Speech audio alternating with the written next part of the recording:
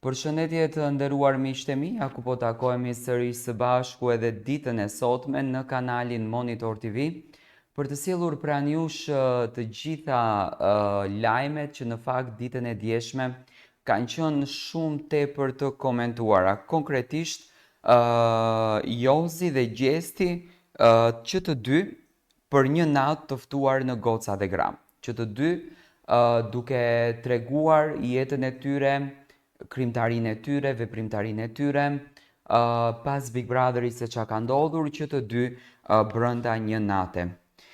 I ftuar në emisionin Goca dhe Gra, këngëtari dhe ish banori Big Brother VIP Albania, Joz Marku zgjodhi të flasë për herë të parë pas incidentit të bujshëm brenda shtëpisë më të famshme në vend, ku pa duke i rënë me shuplak Gjestit. Në një intervistë drejt për drejt me moderatoren e Glaceno, ai ndau ndjesitë dhe reflektimet e tij për atë moment që tronditi publikun dhe solli përjashtimin e tij nga loja. Në fakt, dua të kujtoj një deklarat para se të lexoj të gjithën këtë.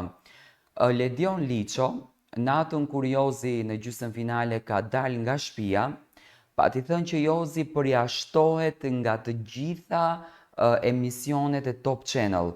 Dhe çuditërisht, do me thënë, në Goca dhe Gra ndodhën përsëri e njëjta përballje mes Gjestit edhe mes Jozit dhe unë jam shumë i bindur që e gjitha kjo vazhdon të bëhet për klikime. Jam i lumtur, thot Jozi, që jam pranë publikut këtë mbrëmje, pas gjitha asaj që ka ndodhur. Ajo që ndodhi nuk ishte as e menduar e as e planifikuar. Këtu unë do të ndryshoj pak sepse Jozi e ka paralajmëruar këtë gjë në shtëpinë dhe dëgjohet kjo pika, sepse Rozana e paralajmëroi Gjestin, i tha mos shko te dera. Ishte një moment i çastit, një shpërthim e emocionesh. Ishte kulmi i durimit tim, sepse në atë shtëpi, siç e dini, çdo gjë përjetohet shumë fort dhe çdo situatë të provokon deri në limit. Për mua loja përfundoi aty. E pranoj që ishte një gabim, sepse çdo njeri duhet të di të kontrolloj veten. Por në atë moment nuk ja dola, tha Jozi, me një ton të qetë por të reflektuar. Egla pyeti nëse kjo shuplak ishte një lloj mesazhi ndaj ndjemve të Shqipërisë, një reagim kundër të i kalimit të kufive. Por Jozi e mohoi një interpretim të tillë, nuk ishte një mesazh i tillë. Thjesht kam duruar më shumë se ç'mund të duroja. Secili duhet ta di që ka një kufi që nuk duhet kaluar. Nuk e justifikoj veprimin tim, por dua ta kuptoni kontekstin. Shumë gjëra ndodhin në atë shtëpi dhe jo çdo kamer i kap. Shumë veprime mbeten në hije dhe jo ndonjëherë e ndjen që po të prekin aty ku ti nuk duhet. Duke folur për pasojat emocionale që pati pas incidentit, Jozi pranoi se ndjen keqardhje. Nuk ndjem krenar për atë që ndodhi, thot. Përkundrazi, ndjej shumë keqardhje për çdo që është lënduar nga ai moment, veçanërisht për të dy familjet tona, që janë vendosur përballë një situate të pakëndshme. Nuk mund ta kthejmë kohën pas, nuk e bëjmë dot të pabërën, por ajo që mund të bëjmë është të mësojmë nga gabimet tona. I pyetur nga Loredana për akuzat që kanë qarkulluar se ai ka ushtruar dhun ndaj një ish partneri në Zvicër, Jozi hodhi poshtë kategorikisht. Këto janë thjesht shpifje nga njerëz pa peshë dhe pa qëllime të mira. Nëse ekziston diçka konkrete, le ta tregojnë. Unë e njoh veten, e di çfarë kam bërë dhe çfarë nuk kam bërë. Fama të vë përballë shumë gjëra, por nuk mund të qëndroj në heshtje për gënjeshtra të tilla. Përsa i përket marrëdhënies me Gjestin pas daljes nga formati, Jozi tregoi se nuk kanë komunikuar. Ende nuk ka pasur një komunikim apo një kontakt, edhe pse kemi shumë miq të përbashkët. Unë kam vendosur të tërhiqem për pak, të dëgjoj veten, të reflektoj dhe të përqendrohem tek muzika. I dëshiroj gjithë të mirat Gjestit dhe më vjen keq që ai u ndje keq për atë që ndodhi.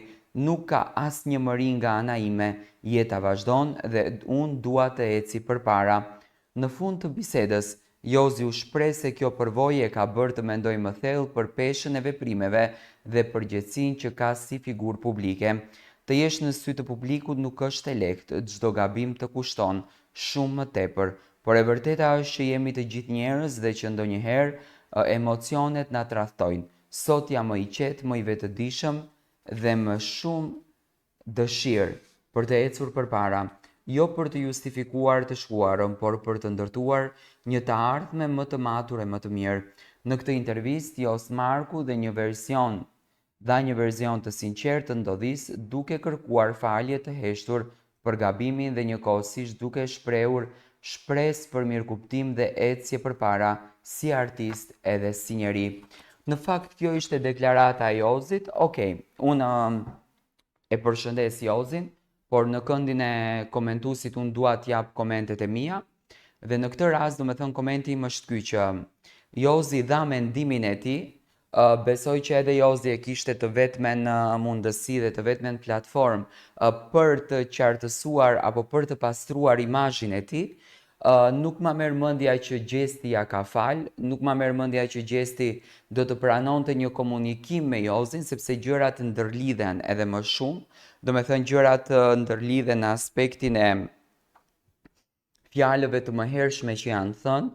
Josi kështu kërkoi falje edhe në Shqipëria Live dhe ndoshta po t'i jepej dhe një mundësi e tretë nëse Big Brotheri do të kishte vazhduar, Josi do vazhdonte po me të njëjtën gjë, por gjithsesi Josi mbrëm u mundua që ta tregon arsyen pse ka ndodhur kjo gjë. Për situatën e Zvicrës, do me thënë që doli nëpër media që Josi ka rrahur një femër në Zvicër, unë nuk e besoj këtë gjë, sepse duke i ditur ligjet e Zvicrës dhe duke njohur këtë drejtimin, unë e di shumë bukur që në Zvicër nuk mundesh të marrësh informacione duke mos qenë personi vet. Në këtë rast që Josi nuk ishte, do me thënë Zvicra ka ligje strikte. Ndërsa në anën tjetër për Gjestin, me patjetër që Josi nuk mund të thotë që unë do të lëndoj Gjestin apo do vazhdoj të bëj të njëjtin rrugtim me Gjestin. Gjithsesi, Josi po tregon natyrën e tij, po tregon versionin e tij. Gjesti nuk foli për Josin, do me thënë Gjesti tregoi në intervistën e tij që nuk e vë në tefter, ti themi me fjalë popullore, këtë historinë. Ndërsa Josi thjesht do me thënë në natën e mbrëmshme pati një mundësi që në këtë drejtim të krijon një imazh tjetër dhe të thotë që ishte një diçka emocion i përmbushur. Në Big Brother nuk ka ndodhur ndonjëherë që të ketë dhunë, do me thënë unë mendoj që dhuna është një diçka e menduar gjatë, një urrejtje shumë e madhe.